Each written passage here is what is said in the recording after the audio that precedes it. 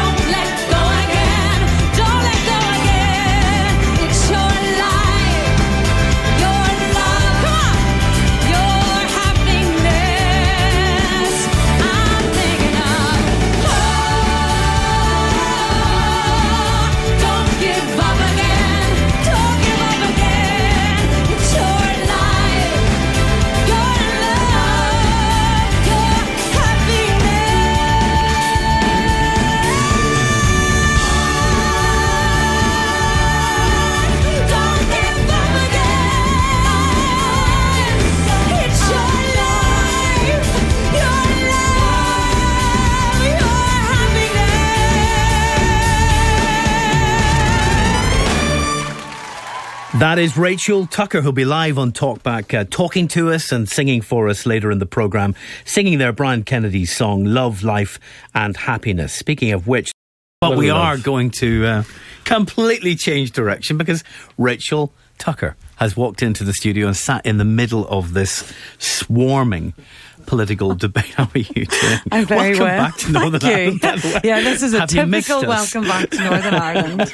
Yeah, thank you. It's not like this on Broadway, is it? It sure isn't, no. This is more interesting, no. Yeah, right in the middle of it all. How are you doing? I'm very well, thank I'm you. looking forward to having a proper chat with you. We'll have a long time to chat at the end of the show, but you're going to sing for us. I am. What are you yes. going to be singing for us? This is a song called Gone Too Soon from my album. It was recorded a couple of years ago and it's one of my favourites on there. So Lovely.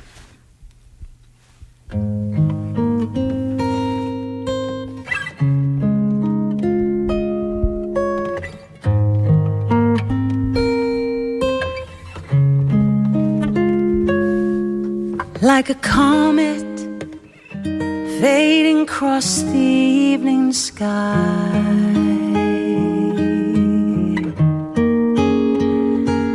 gone too soon,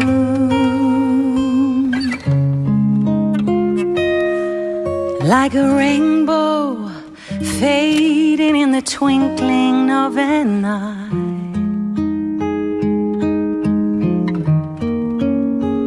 Gone too soon,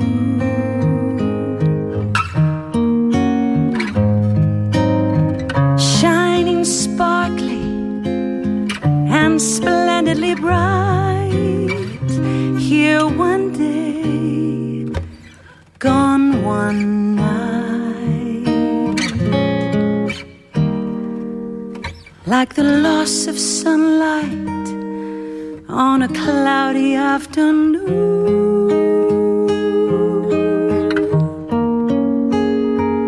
gone too soon,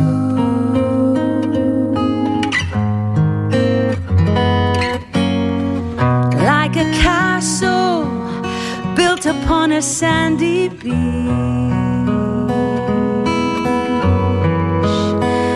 gone too soon, like a perfect flower that is just beyond your reach,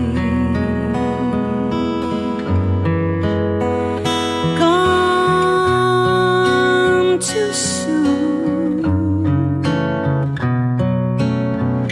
born to amuse, to inspire, to delight, here one day, gone one night,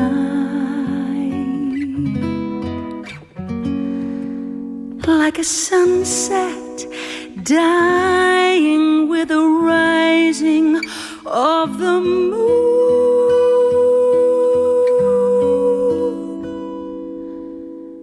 gone too soon,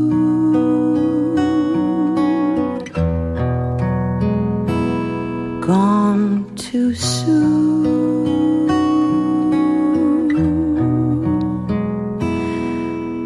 gone too soon.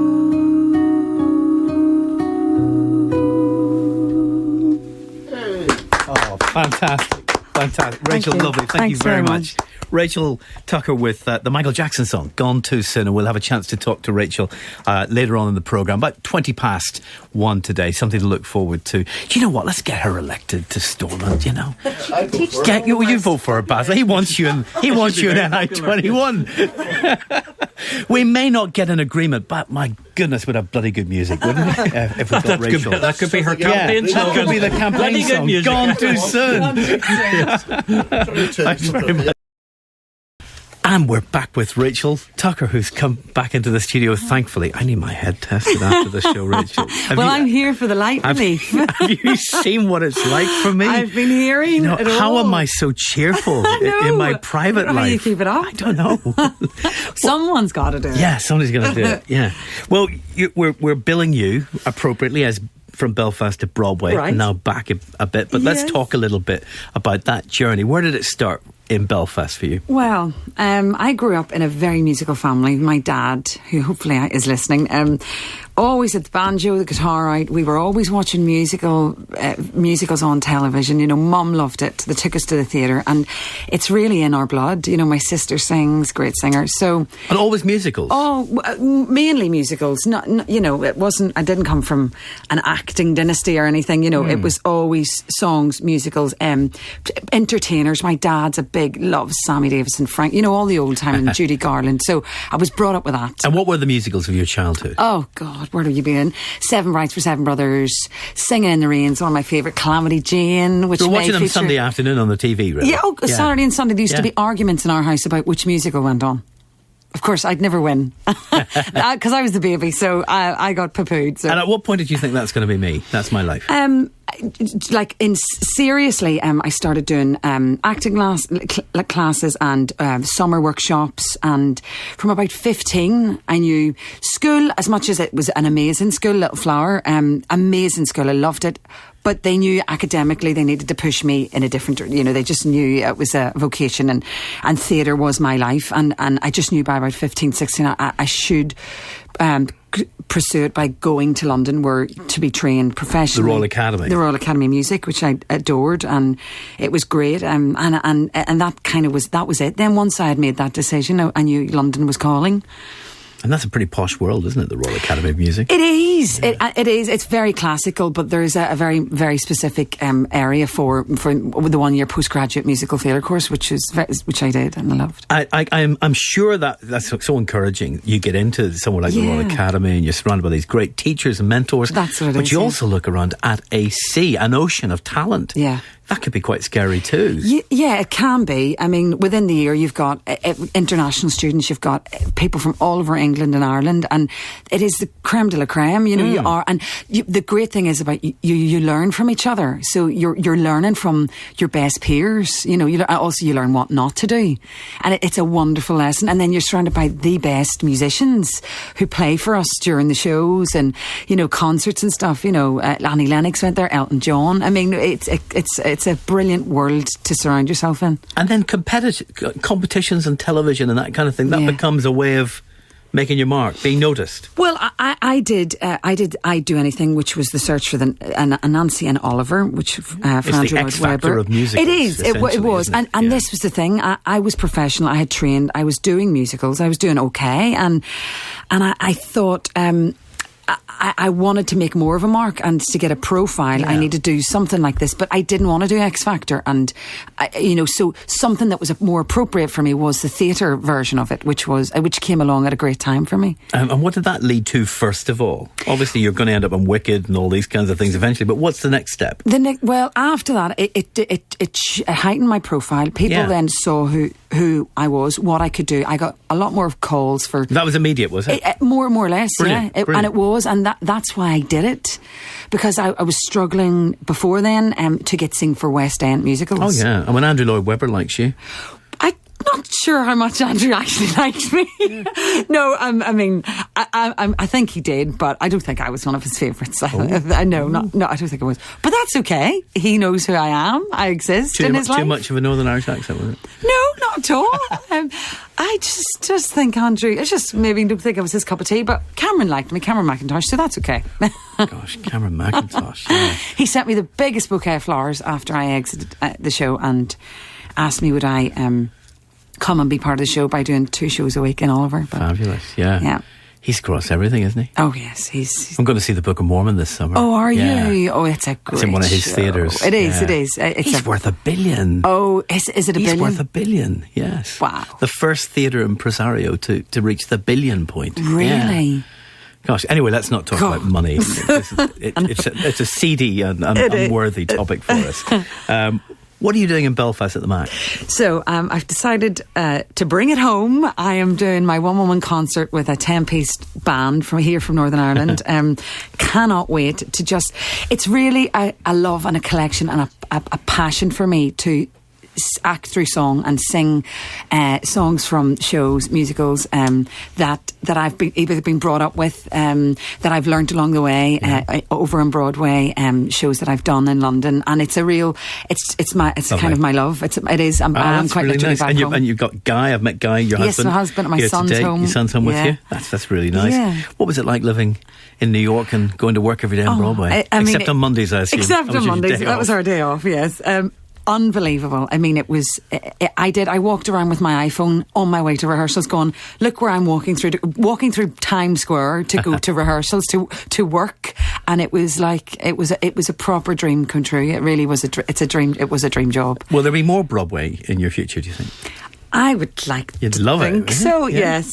Could you see yourself living there, making that move? I permanently? I don't know, because my heart really is in London. I'm there 15 years and I adore it. Beats New York these days, doesn't it? Well, I think it's definitely up there. But New York's it's once you get used to London, New York is very different. But it's wonderful. It's a huge, brilliant melting pot and it's great for theatre. So we would love to go back and do some more theatre and maybe make a go of it. But I think work needs to call you. I don't think we just up sticks and move. I think. Oh yeah, we need to go risky. there for work. Yeah.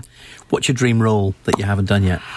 Ooh, what's a dream role? Well, I played Elphaba in Wicked in London. That was for me the dream role. But I suppose the actual ultimate dream role would be to play that part on Broadway.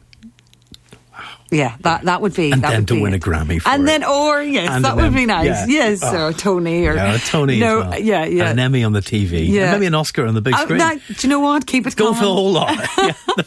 The fourfold whack. Yeah, no, but I loved originating the part for the Last Ship, the musical that we did with Sting on Broadway. I mean, it was that was a dream role as well. That was a dream come true. And this is the thing; it's my job, but also I get to think of things that I would love to do, and then go and try and get them, and go and try and do it. And it's a great job. So people can see you at the Mac. They can't. Well, we're sold out. Oh, you can't see her at the Mac. No, you can if you've bought your tickets. Yeah. But tomorrow night, I'm delighted to say we're sold out. You're going to see her in a big Hollywood musical eventually. I can promise you. I can see that coming.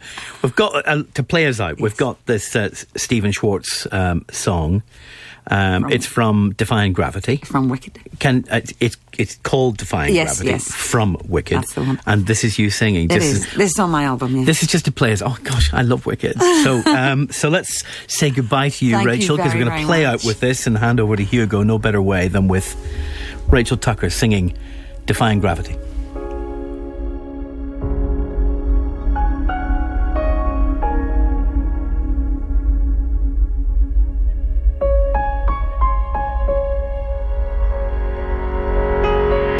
Something has changed within me. Something is not the same. I'm through with playing by the rules of someone else's game. Too late for second guessing. Too late to go back to sleep.